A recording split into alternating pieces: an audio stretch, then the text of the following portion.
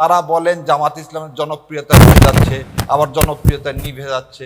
প্রথম আলো দেখতেছেন কি করলো, জামাতেরটা ঠিক রেখে 1300 জনের উপর একটা সার্ভে করে বলে দিল জামাত 26% পাবেন আর বিএনপি 63% পাবেন।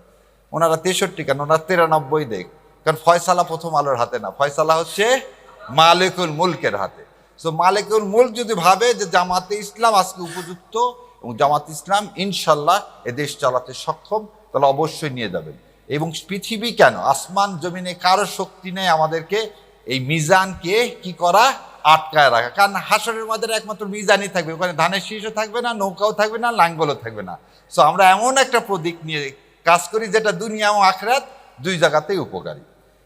দ্বিতীয় একটা কথা বলি, অনেকে আমাকে টক শুনিয়া বলে আপনি খুব জোরে জোরে কথা বলেন, চিল্লায় কথা বলেন, রাগ করে। 17 বছর মিথ্যা শুনতে শুনতে কান দুইটায় ধাপা পড়ে গেছে। ধাপা পড়া বোঝেন, আমাদের নর্থ বেঙ্গলের লোক বলে যে অনেক সময় কানে উপরে যখন উঠবেন দেখবেন কান বন্ধ হয়ে যায়। তা আমাদের কান বন্ধ হয়ে গেছে, আর যাদের যাদের কান খোলা ছিল তারা ছিল হচ্ছে আয়নাঘর। তা আজকে যারা এই বাংলাদেশের জমিনে যে মানুষগুলো আছে, এই মানুষগুলোর কানে ধাপা আছে। এখন ধাপা পড়া লোক হলে জোরে কথা বলতে হয়, নাহলে তার কানের মধ্যে সেটা প্রবেশ করানো খুব কঠিন হয়ে যায়। সেই জন্যেই আল্লাহ সুবহানাহু ওয়া তাআলার কাছে আমি সবসময় দোয়া করি, রব্বি ইশরাহ লি সাদরি ওয়াসসির আমরি ওয়াহলুল উকদাতান মিন লিসানি ইয়াফকাহু কাওলি। আমার কণ্ঠকে ইসলামের জন্য এমন করে দাও যে ওই কানের ছিদ্র আবার ভেদ না, ওই কান পর্যন্ত যেন পৌঁছায় দেয়। ছিদ্র আবার ভেদ করে দিলে তো ছসা হয়ে যাবে। সো ওই পর্যন্ত পৌঁছায় দিক, যাতে আল্লাহ এই জমিনে ইসলামকে কায়েম করে। আর আরেকটা জিনিস আপনাদের সবাইকে সবার মাধ্যমে বলি, আওয়ামী লীগের ভোট বলে কিছু নেই, মুসলিম লীগের ভোট বলে কিছু নেই। আমরা একটা ভোটের রাজনীতিতে আমরা বিশ্বাস করি না। আমরা কিসে বিশ্বাস করি, ক্ষমতার মালিক, সার্বভৌম ক্ষমতার মালিককে মালিকুল মুলক কে আল্লাহ সুবহানাহু ওয়া তাআলা। আর সূরা আল ইমরানে কি বলতেছেন, আমি যাকে ইচ্ছা তাকে ক্ষমতা দিব, যাকে ইচ্ছা তার কাছ থেকে ক্ষমতা কেড়ে নিব। আমরা কি 24 সালে জানতাম শেখ হাসিনা এইভাবে পালায় যাবে? সত্য কথা কি, আমরা কেউ জানতাম না। গত 15 বছর জামাত বিএনপি সবাই মিলে আন্দোলন করছি, একটা বালির ট্রাক পর্যন্ত সরাতে পারিনি। আর আল্লাহর ইচ্ছায় আল্লাহ এমন মাঠ তৈরি করে দিলেন যে পৃথিবীর ইতিহাসে সমস্ত সংসদ সদস্য, মন্ত্রী, মসজিদের খতিব পর্যন্ত দেশ ছেড়ে পালায় যায়। তাহলে আল্লাহ কি করতে পারেন? তার উদাহরণ আল্লাহ সব সময় দিচ্ছেন। কিভাবে দিচ্ছেন? নূহ আলাইহিস সালামের সময় দিচ্ছেন, আল্লাহ কাছে লূত আলাইহিস সালামের সময় দিচ্ছেন। সো আমি আর এগুলো উদাহরণ দিলাম না। সো আল্লাহ আমাদেরকে কবুল করুক এবং এই দেশে ইসলামের শাসন ব্যবস্থা কায়েমের জন্য আর কি কোনো বিকল্প আছে? নাই। সো বিকল্প যদি না থাকে তাহলে আপনাকে এটাকে গ্রহণ করতে হবে। যারা আমাদের সমালোচনা করেন তাদের কাছেও আমার আহ্বান, ভাই বিকল্প তাহলে আপনি তৈরি করেন, করে ইসলাম কায়েম করেন। যদি না মনে হয় জামাত ইসলাম ভালো, ঠিক আছে, আপনি করে ইসলাম কায়েম করেন। আর যদি না করতে পারেন তাহলে জামাত ইসলামকে ভোটদান করেন, কারণ আপনার উপর এটা ফরজে কিফায়া ইসলাম কায়েম করা। সো আল্লাহ আমার এই শহীদ ভাইদের মানে বদলে, খালি এই শহীদ না, যারা আরও শহীদ হয়েছেন তাদের বদলে আল্লাহ এই জমিনে ইসলাম কায়েম করুক। আর আপনারা আমার জন্য দোয়া করবেন, আল্লাহ যেন আমাকে এই পথে সারা জীবনের জন্য কবুল করে। আর ওই যে আর একটা জিনিস সবাই দেখবেন বলে যে বট বাহিনী শিবির খালি কি বলে, কাউকে গালিগালাজ করে।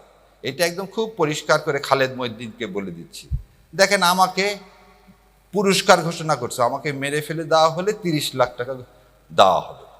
এটা কিন্তু খালেদ মহিউদ্দিনরা বলেন না।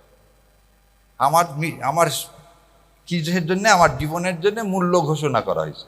তাই আমি বলছি আমার মূল্য তো আল্লাহ নির্ধারণ করে দিচ্ছে, তোমাদের তো দরকার নেই, এবং টাকা লাগলে আসো আমি দিয়ে দিচ্ছি।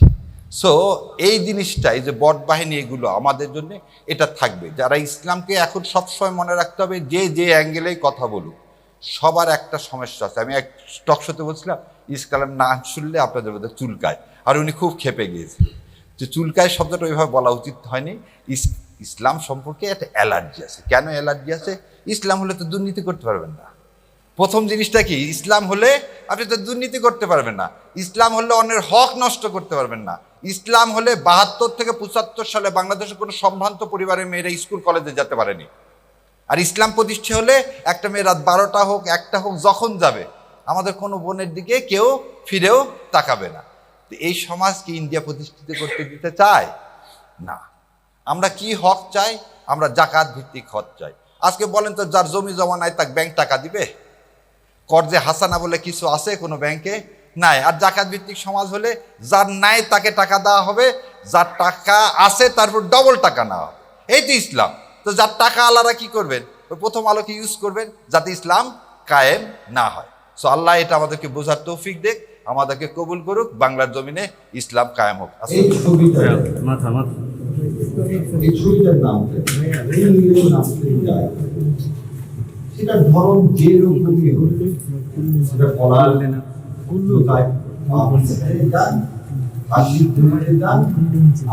আর এইভাবে তার মানে মৃত্যুর স্বাদ আমাকে গ্রহণ করতে।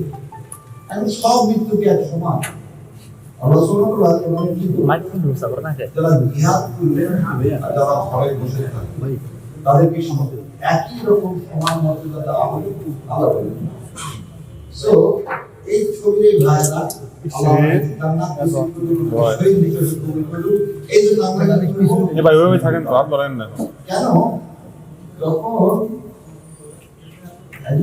জিজ্ঞাসা করা হবে তুমি কি চাও আমার কাছে, সে বলবে আমি আবার দুনিয়াতে যে আবার শহীদ হয়ে যেতে চাই। তাহলে এই যে মর্যাদা, এই মর্যাদা কিন্তু আমার আপনার সবাইকে চাইলেই পাওয়া যায় না। এই কথাটা কি কারণে বললাম, আপনারা এমন একটা শহীদি কাফেলার অংশ এবং আল্লাহ আপনাদেরকে সবাইকে এমন একটা কাফেলায় সংযুক্ত করছে যে কাফেলার দুনিয়া এবং আখেরাতে কোনো জায়গায় লস বলে কিছু নেই।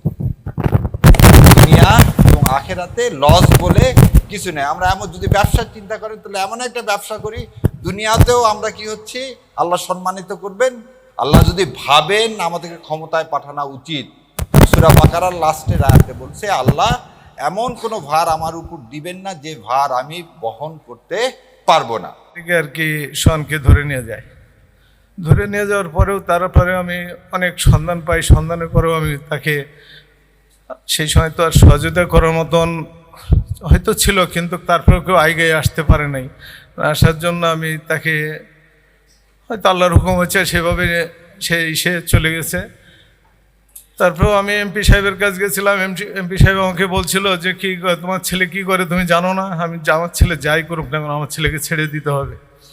সে বলল যে একবার যদি ধরে আবার কেউ ছাড়ে, এই কথা বলেই আমাকে ওখান থেকে দূর দূর করে তাড়াই দিল। আমি অনেক লোক নিয়ে গেছিলাম, প্রায় 300-400 মতন লোক নিয়ে গেছিলাম সেখানে। সে আমাকে ওইখান থেকে তাড়িয়ে দিল।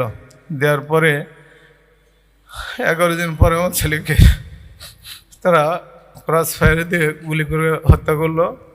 ওই দিন সকালে আমি খবর পেলাম, খবর পেলে আমার ভাইয়া, আমার আত্মীয় স্বজনরা যে অনেক লোকে যে নিয়ে আসলো। নিয়ে আসার পরে আর কি যে নির্যাতন করে আমার সনকে হত্যা করেছে, একবার অল্প বয়স, তার মাত্র 17 বছর 7 মাস বয়স ছিল সোহানের, মাত্র 17 বছর 7 মাস বয়স ছিল সোহানের। সেই সোহানকে হত্যা করেছে। সে দেখতে শুনতে আমার চেয়ে উঁচা লম্বা ছিল, মোটামুটি তার সাহস ছিল যে দেশের জন্য, ইসলামের জন্য সে কিছু করবে, সে এগুলো বলতো।